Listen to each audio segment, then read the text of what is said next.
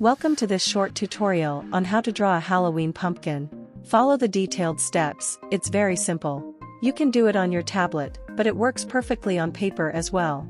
Don't forget to like and subscribe for more videos. Hit the notification bell to be one of the first to know about new videos.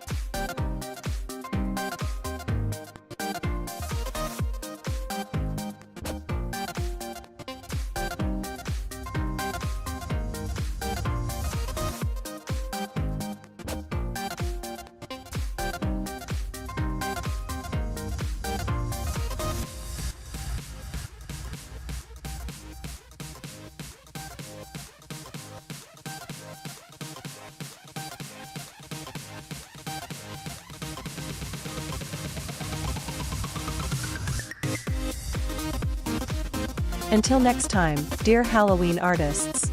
If you've made it to the end, leave a comment on what you'd like me to draw in the next Halloween-themed video.